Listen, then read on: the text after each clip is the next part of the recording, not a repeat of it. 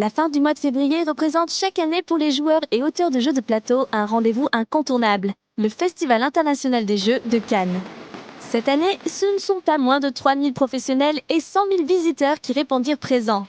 Une fréquentation impressionnante qui s'explique par la gratuité du festival permettant au grand public de découvrir toutes les dernières nouveautés. Le marché du jeu de plateau ne s'est jamais aussi bien porté avec environ 1000 nouveautés sorties cette année. Heureusement, pour aider le public du festival à ne pas passer à côté des meilleurs jeux, le FIJ décerne chaque année le prix de l'As d'Or aux meilleurs jeux de 3 grandes catégories. L'As d'Or enfant, l'As d'Or expert et l'As d'Or qui vient récompenser le meilleur jeu tout public.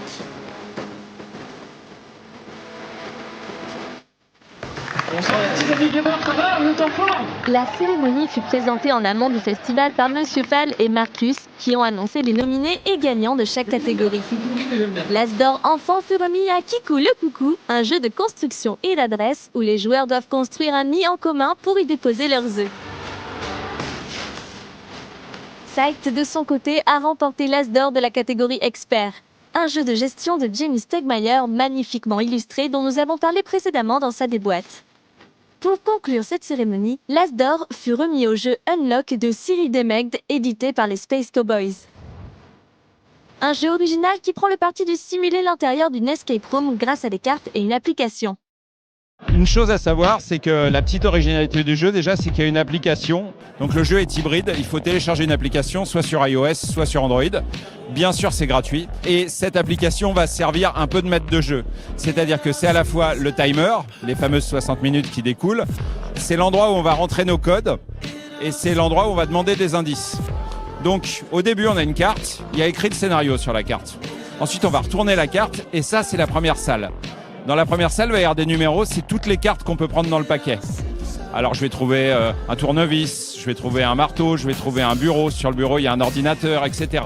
Et là, tous les joueurs réfléchissent ensemble sur « Ok, maintenant comment on avance ?» Donc on va progresser dans le scénario. L'appli, elle est vraiment là pour jouer de la musique, pour aider. C'est-à-dire, je suis vraiment bloqué, je rentre le numéro de la carte qui me pose problème, l'appli m'envoie un indice. Elle est là pour être très légère. La plupart du jeu, c'est les joueurs tous ensemble qui réfléchissent sur les cartes. Et normalement, si tout se passe très très bien, en moins d'une heure, je vais réussir à rentrer le code final qui va m'amener à l'écran de victoire et me dire bravo, vous avez gagné. Voilà votre score entre 0 et 5 étoiles.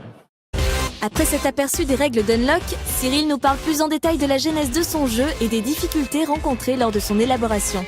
Déjà, je suis un grand fan d'escape room, IRL comme on dit, donc ces fameuses pièces, on vous enferme et vous payez. Parfois, on vous met des menottes, parfois même un casque, une cagoule sur le visage et vous avez 60 minutes pour sortir. Et moi, mon métier, c'est de faire des jeux. Donc, j'ai fait pas mal d'escape room et ça commençait à trotter dans ma tête, Et il s'avère qu'un matin, j'ai eu une sorte de vision, enfin pas un truc christique, mais je me suis dit tiens, mais je pourrais faire une carte avec une clé et elle aura le numéro 10, et une carte avec une porte et elle aura le numéro 15. Et en fait, 10 plus 15, 25, donc je ferai une carte 25 qui serait une porte ouverte. Et ça a été vraiment l'idée de base du jeu. Je me suis dit voilà, je peux maintenant combiner des objets, ce qui est un peu une des bases dans une escape room. Et donc j'ai pris mon café, je suis monté à l'étage à mon ordinateur et j'ai dit ok, j'ai fait une escape room avant-hier, je vais essayer de la retranscrire comme ça pour voir si ça marche. Et au fur et à mesure, j'ai commencé à rencontrer des problèmes. J'ai dit ah oui, c'est vrai, il y a des cadenas quand même. Qu'est-ce que je fais pour les cadenas? J'ai dit c'est pas grave, je vais créer des cartes jaunes, ce sera les cadenas et ce sera un code à 4 chiffres. Et après, il y a des machines. Ok. Et en fait, voilà, le jeu s'est créé tout seul. C'est-à-dire qu'au fur et à mesure des problématiques que je rencontrais, j'inventais les règles qu'il fallait et j'ai donc presque pas travaillé de ce point de vue-là. Après, bien entendu, il faut faire des énigmes et là, ça a été repartir de zéro et avoir ce concept. Mais voilà, en gros, c'est né comme ça, de l'idée de coller au plus près à ce qu'était une vraie escape room. L'une des grandes particularités d'Unlock est qu'à l'instar du jeu Time Stories, chaque aventure n'est jouable qu'une seule fois. Une proposition risquée pour un jeu dont la durée de vie est estimée entre 3 et 4 heures pour la boîte de base. Il faut savoir que Unlock, c'est un produit particulier pour nous puisque on le voit plus comme un happening ludique que comme un jeu traditionnel. C'est-à-dire que les enquêtes, comme dans une vraie escape room, vous ne pouvez les jouer qu'une fois. Hein. Vous pouvez les jouer une seconde fois, mais vous allez faire un bien meilleur temps puisque vous aurez compris ce qu'il fallait faire. Mais ce n'est pas très grave puisque globalement, nous, on vend pas ça comme un jeu traditionnel, comme un Monopoly. On dit aux gens, bah voilà, prenez une des enquêtes, il y en a 3 dans la boîte, passez la soirée avec vos amis, vous allez jouer 1 heure, 1 heure et demie, vous allez vivre une aventure tous ensemble pendant 1 heure, 1 heure et demie. C'est de ce point de vue-là qu'il faut le voir. Quand vous allez jouer une escape room, vous allez de toute façon la jouer qu'une fois. Ou alors, vraiment, vous avez beaucoup d'argent à jeter par la fenêtre. Donc c'est le principe d'Unlock, c'est que ce sera toujours une boîte avec à l'intérieur 3 enquêtes, généralement de difficulté graduelle.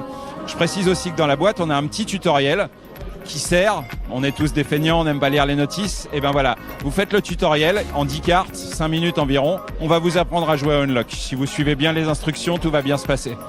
Et donc chaque boîte, ce sera un petit tutoriel et 3 aventures.